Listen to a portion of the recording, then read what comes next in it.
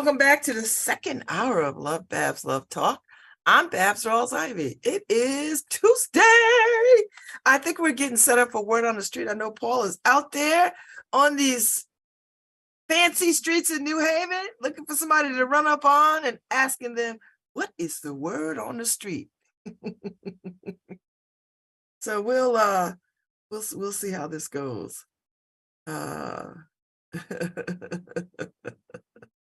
We'll see how this goes. We'll see how it goes. So I know he's out there somewhere, and looking forward to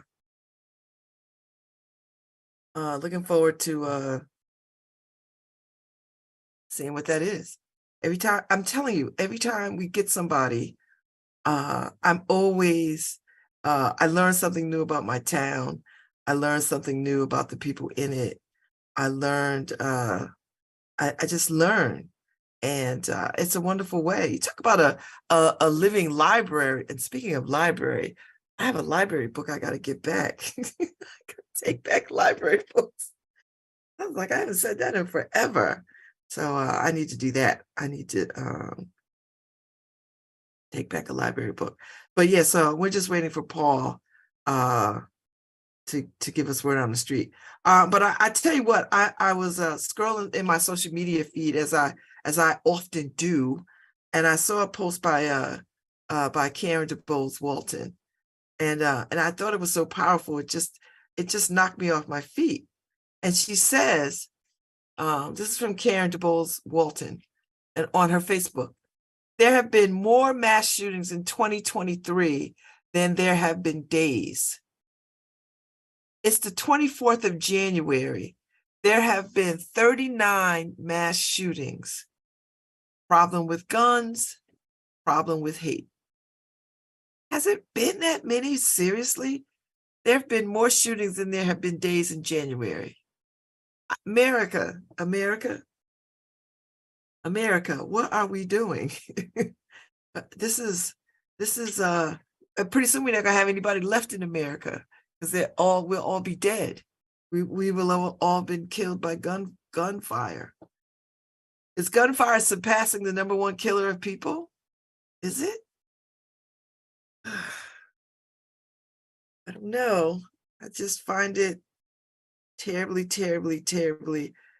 Listen, we are going to have to come to grips with our gun sickness in this country.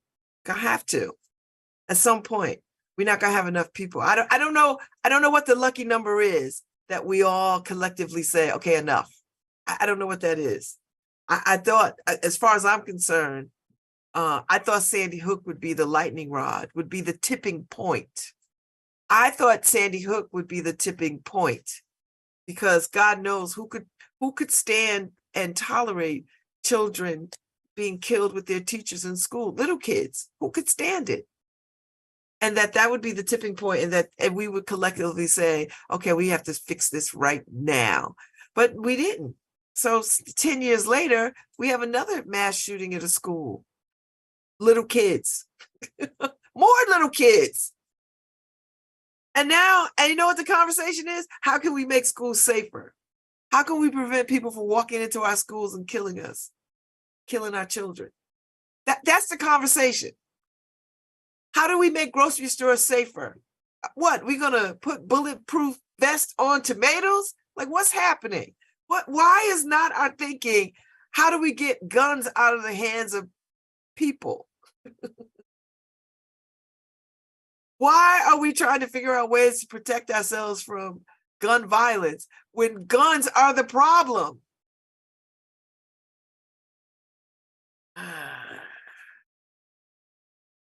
America, we have a problem. We have a gun sickness in this country. It is a legit gun sickness.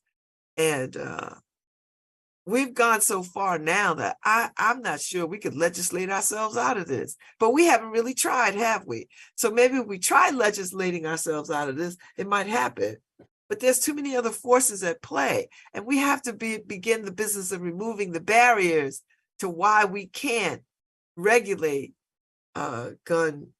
firearm ownership, firearm use. I know I can tell you, I know the police department would rather not have ordinary, everyday, practical citizens out there with automatic firearms. I can attest that police departments don't want that. I'm sure that police departments don't want guns in the hands of people that outnumber them. I'm sure of that. That's common sense.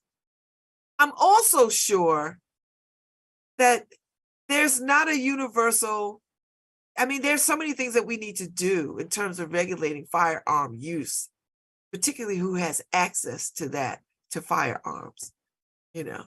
I mean, it's hard for me to sort of go in the drugstore and buy as much antihistamines as I want. I can't even do that, but I know how to get a firearm from somebody illegally and legally. So those are the issues that are on the table. We can do, if we could send people to space, we could do anything. If we could send people to space, we could do anything. If we can find a vaccine to help eradicate a pandemic, we could do anything. We could do anything, anything. And so I'm just at a loss of why we are not. Why we are not. Why we are not. And who are we as a country where we're just allowing for this kind of trauma to be levied at our citizens? Why? What is it? Please don't tell me, don't give me some Second Amendment nonsense. I don't, we have just bastardized that so much. We have taken its intent and turned it into a mockery, I believe, you know. So unless we are fighting aliens and zombies, and no disrespect to aliens or zombies, but I don't see the point of any of that other stuff. I don't see the point. You know, it's one thing to have a shotgun at your house, or maybe a Glock, but a whole firearm, your house is set up like it's base camp. I don't know, maybe I'm wrong. Maybe there'll come a time where we will all wish we had firearms. I don't know what that means. I don't know what that day would look like. So okay. Well, okay. That's fine. No worries.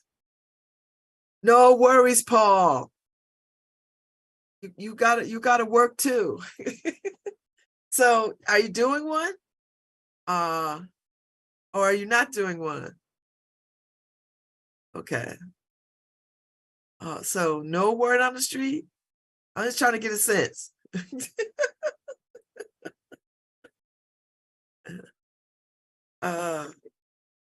Listen, there's stuff you gotta do.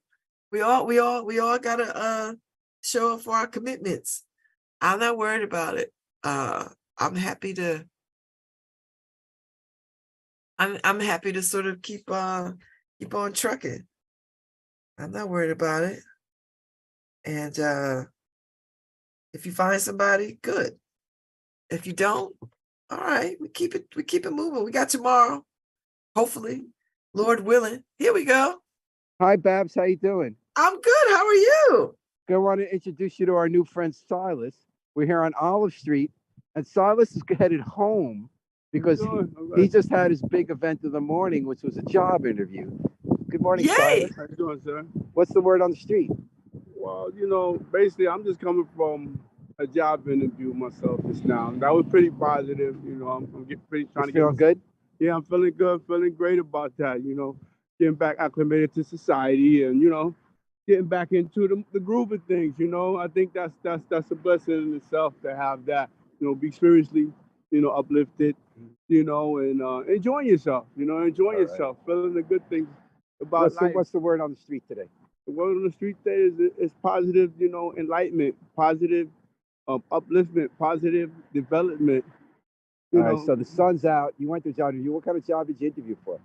on basis I'm interviewing for like counseling, you know, things of that nature. But anything that's available, I'm willing to go through the different angles that are necessary to get to that position. But I have things that particulars, but in order to get to the particulars, sometimes I have to make sacrifice to go through other challenges. In other words, you got a dream for later, yeah, and you're doing step by step. definitely. So where was the interview today? The interview is down on Grand Ave. What kind was it? Project Moore? Project Moore, yes, Project And Moore. what kind of job were you going for there? I'm basically trying to get a counseling job To counsel people coming out of prison? Yeah, things of that nature, and also patients care, like pushing people around, helping people out. I worked in a hospital before, and that. So they take care of patients at Project Moore? I think they have something that basically that can allow a person to step toward that type of life, of development. So tell me about the interview. What did you do before you went? Did you eat a special breakfast? Did you meditate? Yeah, I had I made the prayer. I had to, I obviously had the prayer, keep the connection. What was the prayer? The prayer is basically asking God to walk with me, and talk with me and guide me and give me the necessary things that are equipped for every position. Does that help you feel like you're going to do well to start the day with that? Yes. Where do you do that prayer? In your room in the house? I do it in mine, in my location, in my house. What part of the house? It's like special room, bedroom, living room? Yeah, in my room. Bedroom. Yeah. And you asked God for that help. Yes. Did you eat a special breakfast for the? I had a little a basic meal today, like the little chicken dish with the pot pie type thing. Yeah, chicken pot pie. Yeah, chicken pot pie. How was it? It was beautiful. So you're feeling good? I'm feeling good. What great. time was the interview? The interview was just matter of fact, like 10 or 15 minutes ago. So what time did it start? Like 9, 10? Like 10. And what time did you get there? I got there, prompt right on time. Right. So who interviewed you? The person that interviewed was the career specialist named Chase. He interviewed me. Did Chase ask you anything you were surprised or what you expected? Like, what did he ask you? Things that are in relation to the job site, things are in relation to things that you are capable of doing, that you feel as though you were prepped for. And then I see he analyzes that and puts you in the right category through his diagnosis. Tell me about a question he asked that you were ready for or not ready for. I'm pretty sure I was ready for more. So because I got on the side. What was the question he asked? He basically asked about this, what can you do? Like I said, what can you What'd do? you say? I feel as though I'm qualified. I feel as though, I can make it happen. Yes, I can give the proper proceeding. I can give the proper diligence, the proper sagaciousness to perform. And what happened at the end? What did he tell you? He said it went well. Did he tell you you had the job or you don't know? He said it went well. So now I'm just gotta wait. Then all right. So now you talked about getting on the groove. Had you been serving time yourself? Is that why you were there? Or? Yes. To be honest with you, I did. I have did 36 years myself. 36 years. Yeah. Oh my God! When did you get out? Just got out maybe 4 months ago. Oh my! How's that going? It's going well. I mean, you look positive. Where were you serving? Served several places in the federal. I served here in Somers, Connecticut, Cheshire, Corrigan, Gardner, most of the spots that they have around. And tell me about the evolution when you're there. That made you. Were you ready to come out? Yes, definitely was ready to come out. I prepared. Like I said, I went through the proper proceedings that were necessary. That was causing failure in my life. And that there was, as far as getting myself together, pertaining with things of education, things of skills that will allow you to propel, that will allow you to escalate in life. Was there a moment in prison one day when things turned for you, when you realized something? Like some people tell me, for instance, I was on the phone with my kid and I realized I want my kid to see me and I got to change my life so they'll do better. Or someone will say, I hit a point in my life in prison one day when I had an argument with someone, says it's not worth arguing. Or was there every day like that for you in prison? Yes, but there were days like that, but I really didn't comprehend them days that were like that. Did you find yourself shifting any one day? Yeah, one day I started to shift and I started to realize exactly what you're talking about because I didn't realize that. And I was just observing the people, observing my surroundings. In doing so, That's what allowed me to propel to get that juice. I seen that these people were successful at what they were doing. Working people, that's how I said, people with jobs, the people that are functioning, and the people that was, as far as in the field that I was in, that got me in there, was not conducive. It kept leading back to the same recidivism, the same type situation. Had you be in and out, or was it 36 straight? Yeah, straight 36 straight on this 36 straight. Yeah. Federal. Federal and state mixed up. What was it for? For robbery. Okay. Yeah. And Babz, do you have any questions for Silas? So when you got out, do you feel like you have enough supports to keep you motivated and to keep you moving in the direction that you want to be going in? Yeah, you have enough supports.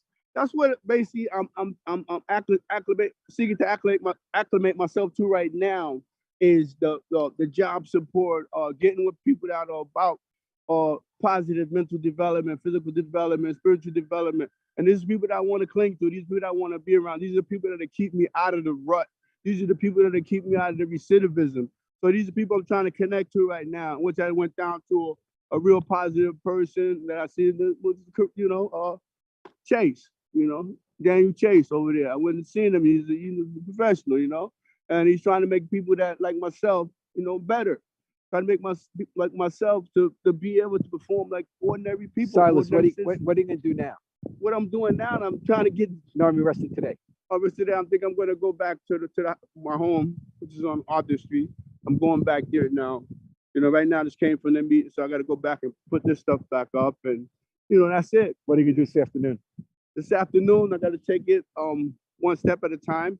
But I'll probably read something. I'll probably watch a movie or something. What do you read? I like to read universal stuff, but I do study sociology. I do study psychology. As far as the religion, I like what you call esoteric science. I like esoteric science. We're dealing with the origin. And did you grow up in New Haven? I originally grew up in Brooklyn. I was born in Brooklyn, but I grew up from 1975 to now to this point. And where in New Haven did you come? And Truman Street, the Hill. Mm-hmm. How old were you? Like 12. Where'd you go to school?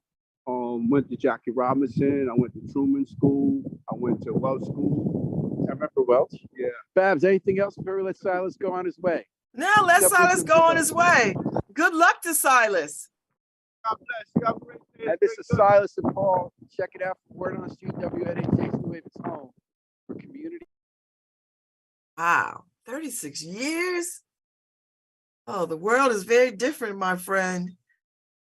I wish him all the best because I know how hard it is. Listen, but I'm glad he connected up to Project More, because getting gainfully employed goes a long way with making you feel better, your motivation, and having some money in your pocket so you can pay your bills. Like that's critical. 36 years. Whew. That is a lot. It is a lot. That's a lot. 36 years. So God bless him, Paul. Thanks for running up on him. And Chase, I hope you hire him over at Project More or get him a job. He looks like he is in possession of himself in a way that would lead to success. So I hope that you can get a space for him somewhere, because that would go a long way. And if he just got out, man, because frustration can set in real easy, and it's very difficult. 36 years is a life, a whole life. He must have went in when he was very, very young. Very, very young. So, but it's, listen, I love it when the brothers come home. So hopefully he sounds like he is on the right path, that he is not going back. So, and I know, I'm glad he has someplace to live. I know he needs a job, all that kind of stuff. And hopefully the people at Project More can help him step into a good paying job so that he can get on with the rest of his life. 36 years ain't no walk in the park, let me tell you. is no walk in the park. Federal and state time. You know, and I'm sure these were decisions he made, mistakes he made when he was in his youth. You know, I don't know anybody who is, you know, trying to commit these crimes at this age, but I'm sure it was a youthful thing and he paid a lot of time for it. Now I want him to see him get on with his life. So I can't wait to read the story that Paul puts up, and I'll try to pull it for the inner city, because I love these redemption stories. I love them because when people see a redemption story, it gives them permission. It's like their own permission slip to move forward. So we'll see how it goes. We'll see. We'll see how it goes. We'll see how it goes. I'm praying for you, brother. You are it. Silas is in my prayer rotation.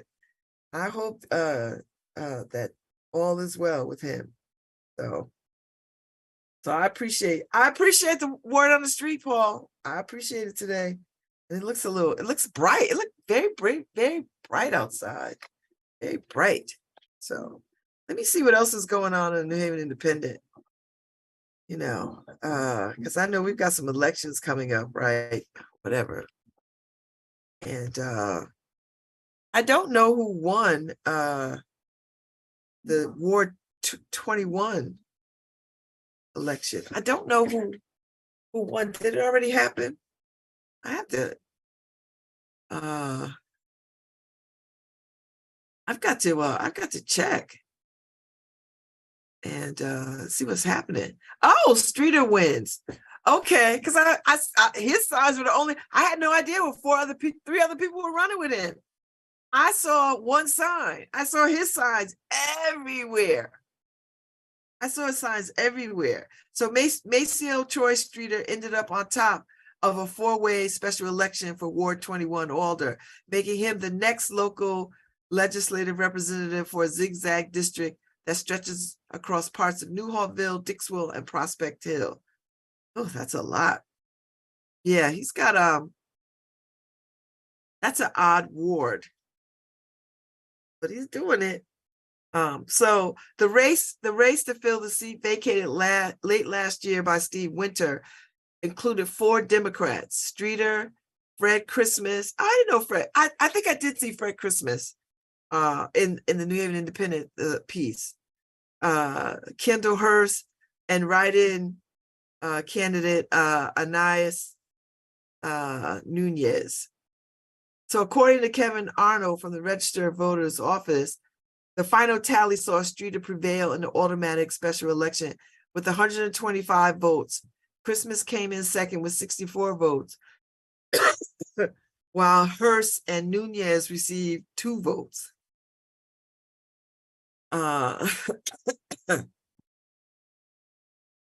So Streeter said, "I want to thank all the people who voted for me and also the ones that didn't." He told this to the Independent yesterday in a phone interview. He'll be an alder for everyone in the community. Asked what his primary focus would be upon taking office, Streeter said, "We need to focus on this gun violence strong. We have to eradicate it. We also need to know that this is not just a ward thing. It's a complete city thing." He is absolutely right. "I'm extremely excited to be the next Ward 21 alder," he added. "I'm up for the task." Oh, I love it. Yes. So, well, and they had a rainy day and they got it in. So, they voted at King Robinson School, 154 Nier Street, which is the polling place for in-person voting for special elections for Ward 21. So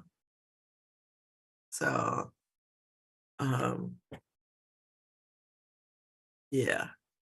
So yeah, listen, high five, Streeter. I thought he ran a great campaign. It was quite exciting to watch. You know, so go ahead, do the damn thing. I appreciate it. And high five Fred Christmas for jumping in too. You know, high five. So listen, good. We got a new alder in town. I'm so well, I'm reading the comments on the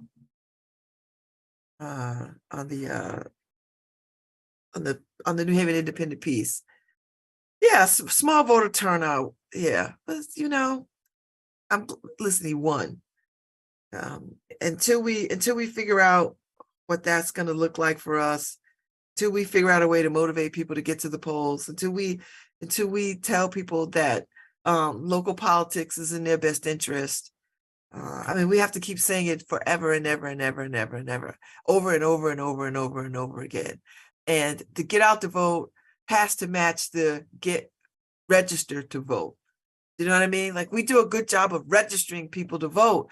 We have to do an equally good job of getting people out to vote, because it's critical. And we have to figure out ways to connect people's everyday practical lives to the polls. We have to figure that out. We have to get people motivated to sort of say, this is important to me. And not just have them have national elections be, the thing that they get excited about, that these local elections matter, because the politics at this level affects your everyday practical life. And you've got to be in the mix. You've got to have you want some say-so in how the Board of Education rolls, then you have to vote. You want some say-so on how this city allocates its resources, then you have to vote, because that determines how people behave in public office. It matters. It matters who you send to these seats. It matters, because these people will represent a voice. And if you didn't throw your hat in the ring, if you didn't vote, then your voice is not in that ring. And you will either suffer the consequences or benefit. Those are the two choices. There is no middle ground. There is no, wishy-washy, whatever. No, you either vote for somebody who shares your ideas or you don't. And if you don't, then somebody who doesn't share your ideas, your philosophy, your thinking around how resources should be allocated in the city that you live in, then you are still going to be affected by the decisions that they make, even if you don't vote. So if I were you, and I'm not because I vote, I like having some say in local government. So I vote accordingly, and I don't think of it as the lesser of two evils. I don't come to politics lesser of two evils. What the hell is that? I get in there and I make decisions based on what I see going on in my neighborhood, on my street, blocks over, the next neighborhood, till it makes its way through the whole city. I pay attention to what is happening in the whole city. I pay attention, but that's me. But I feel that is my responsibility as a citizen of this city, as a citizen of this state, as a citizen of this country, and as a citizen of the world. I think about all these things. I don't just go home and sit and just let things happen around me. I don't believe in that. And so we have got to sort of inspire people not to do that either. Even if all you do is vote, be thoughtful about how you vote. Be thoughtful. It's your vote. It is your vote to do whatever you want with it, but be thoughtful, because so many people lay down their lives. And I know people are like, I'm tired of hearing that. No, don't be tired of it. Because we walk and live on the backs of those that came before us, that people laid down their lives for this one opportunity to have some say on how they are governed. And I want you to think of it that way. I want to have some say on how I am governed, because whether you vote or not, whether you squander your vote, whether you act stupid with your vote, whether you write in stupidness with your vote, it's your vote to do. But the consequences, it is the consequences, my friends, that will either help you have a better life or help you have a miserable life. That's it. So squander if you must, squander if you will. Think about that. The next time you step into your polling place, what is in my best interest? And what is in the best interest of my neighbors? And even though you might not even know your neighbors, you have to come to the realization that, listen, my neighbors like their trash picked up just like I like my trash picked up. My neighbors like well-paved roads just like I like well-paved roads. My neighbors like the trees trimmed just like I like the trees trimmed. My neighbors like seeing police officers walk the street just like I like seeing police officers walk the street. That's what I mean. Think about what is in your best interest and what is in the best interest of your neighbors.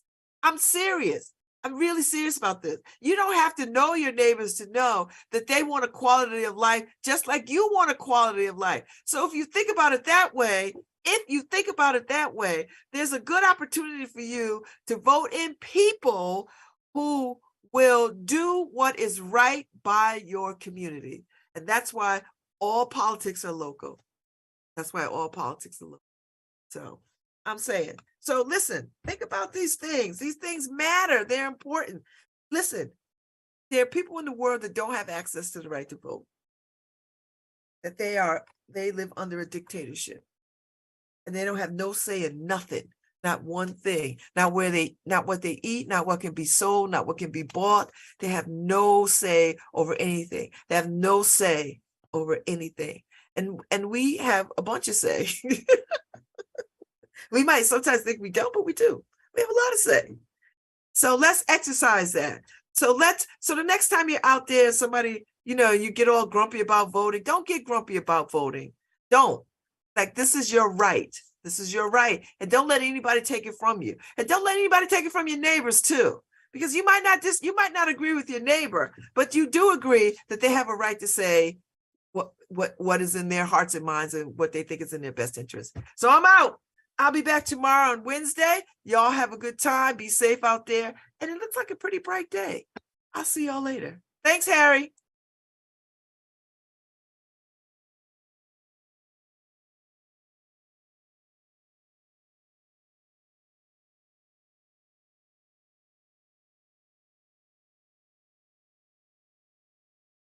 I be on that all about my bitch. And when she call my name, she don't ever have to worry about a thing. Cause I'm on it, and I'm focused. The way I do things, yeah, she noticed how I keep that cash in my pocket. Nothing you haters can say, I dare you to try to stop it. I keep my head right, whip clean, fresh. The way she looking, I'm feeling like she could be my wife. Nah, but I'm serious now. Shorty said she want a boss, she ain't feeling you clown. And I hate to say you already lost, but shorty only dealing with a boss. I know exactly what it is that she wants. She want a boss, wants it all, and she don't even care the cost. She want a boss. I don't think y'all heard me now. I don't think y'all heard me now. Wonder why she never calls. It's because she want a boss.